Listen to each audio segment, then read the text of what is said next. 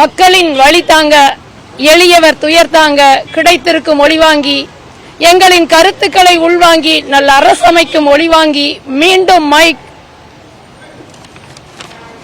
வேண்டும் மைக்.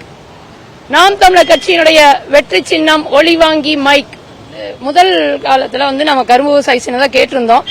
அது இன்னொரு மாநிலத்துக்கு ஒதுக்கப்பட்டதுனால கரும்பு விவசாய சின்னம் இந்த தேர்தலில் யாருக்கும் ஒதுக்கப்படல, எங்களுக்கும் இல்ல. அதனால அடுத்த வாய்ப்பா என்ன வேணும்னு கேட்டிருக்கும் போது ஏற்கனவே நாங்க ஒளிவாங்கி கேட்டிருந்தோம்.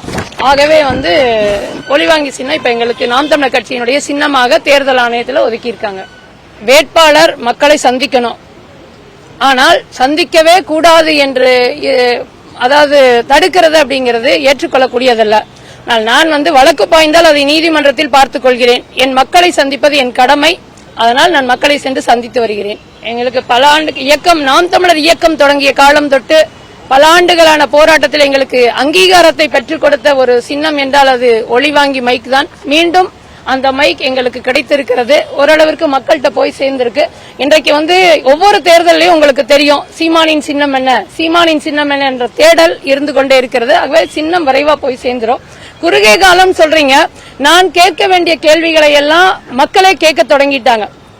இன்றைக்கு உங்களுக்கு தெரியும், செய்தியாளர்களுக்கு தெரியும், வீரப்பஞ்சத்திரம் அரசு பள்ளி இருக்கு, அங்க ஒரு கழிவறை கூட இல்ல. அதுல பெண்கள் வெளியில போறாங்க. இது பெரும் கொடுமையா இல்லையா? மக்களை வாக்கு சேகரிக்க திமுக போகும் பொழுது அவர்களை பார்த்து மக்கள் கேட்கின்றார்கள், இத கூட நீங்க அமைச்சு தர முடியாது அப்படிங்கும் போது அவர்கள் பதில் சொல்கிறார்கள், நாங்கள் ஆட்சிக்கு வந்தால் அமைச்சு தருகிறோம்.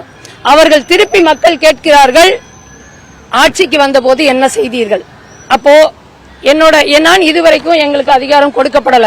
அதனால மக்கள் இன்றைக்கு விழிப்போடு இருக்கிறார்கள். நாட்கள் குறைவாக இருந்தாலும் நாம் தமிழர் கட்சியினுடைய நோக்கத்தையும் தத்துவத்தையும் புரிந்து கொண்டிருக்கிறார்கள். நாம் தமிழர் கட்சி வெல்லும், அந்த வாய்ப்பை கொடுப்பார்கள். அதனால பரப்புரை எளிதாக இருக்கும். தலைமையிலிருந்து அறிவிச்சிட்டாங்க. நான் வெளியில வரும் பொழுது தலைமை குறிப்பிலேயே நாம் தமிழர் கட்சியுடைய சின்னம் ஒளிவாங்கி என்று வெளியிட்டுட்டாங்க.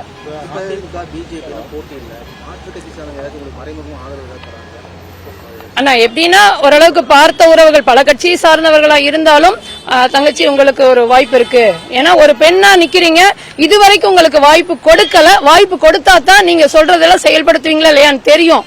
அதனால வாய்ப்பு கொடுக்கற அப்படின்னு தான் சொல்றாங்க. படித்த இளைஞர்கள் சிந்திச்சு இந்த முறை நாம் தமிழர் வெல்வதற்கே வாய்ப்பு இருக்கு. நாங்களும் பரப்புரையாளர்களாக மாறுறோம்னு சொல்றாங்க.